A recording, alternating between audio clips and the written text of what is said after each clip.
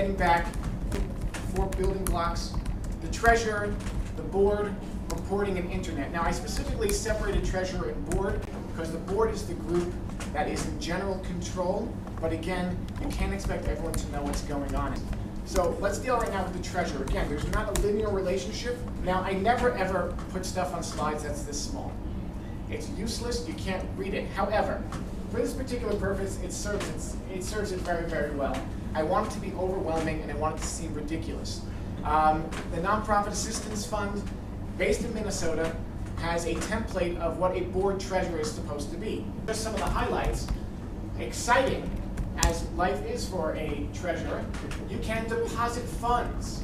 You can endorse and deposit checks. Okay? You can keep accurate records of books of account.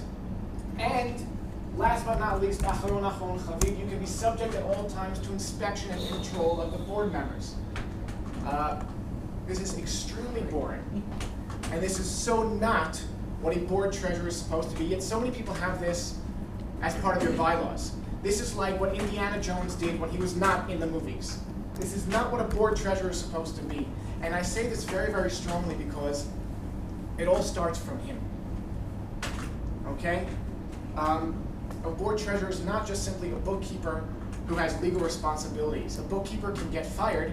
This basically says, wow, if you're the board treasurer, not only can you not get fired, but we could also sue you. Okay, this is not what board treasurers are supposed to do. So what are they supposed to be? And how does this translate into financial transparency? Primarily financial leadership. What does that mean? Knowledge of financial reports. That shouldn't be too much of a surprise. Someone somewhere has to know what's going on with the organization finances. Someone somewhere has to be able to read them and understand them. It's really amazing how much I actually called up I was working on a credit request from a client, and I called up the accountant. I said, I'm sorry, but I'm going to actually need a new doch from you, a new financial report from you. He said, why? Well, I can't submit financials where the balance sheet. Now, we're going to talk about what a balance sheet is in just a little bit, but very, very shortly, the balance sheet is 2 parts, top and bottom. They're supposed to equal each other, right? I said, I can't submit duchot that where the top doesn't equal the bottom. He said, that's impossible. I checked it over. 2 board members signed it, and they did. And he looked at it, and he said, very embarrassingly so, I'll have it with you in just a couple of hours. Someone somewhere has to know what's going on. And again, to manage your finances as effectively as possible, you have to have an understanding of the basic accounting process. Not the board, though. The treasurer. Or maybe you don't want to call it the treasurer. The treasurer want to call it the finance subcommittee, the seder. The titles are less important. The question is, does your organization have such a person? Again, we'll speak about more a little bit about what the board is. The other thing, financial leadership, is communication.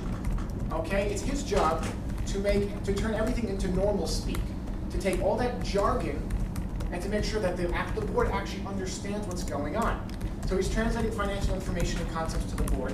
In addition, he's reframing and explaining what these hard numbers actually mean. And vice versa, he's not just relating things to the board, but he's taking the board's concerns, their dreams, their hopes, their goals, and passing it down to the staff. So that somewhere along the way, there's that open communication. In addition, it's about planning for the future. Okay?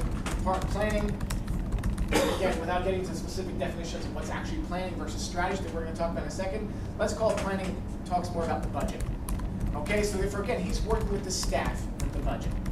At the same time, again, going back the other direction, he's prepping the board for budget discussions so that when they get together and he says, okay, great, I emailed you last week the budget, I'd like to talk about it, inevitably there won't be people saying, well, actually, I didn't read it.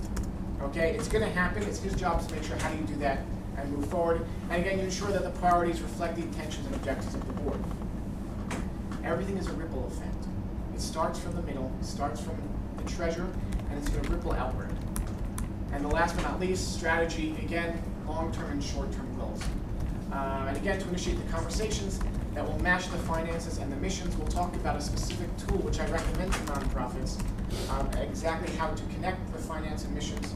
But again, it's all coming from this person. And we can sort of sum up what exactly the treasurer is. 1, it's financial leadership, and 2, he's a liaison between the staff, between the board. internal communication, internal transparency. It all starts from there.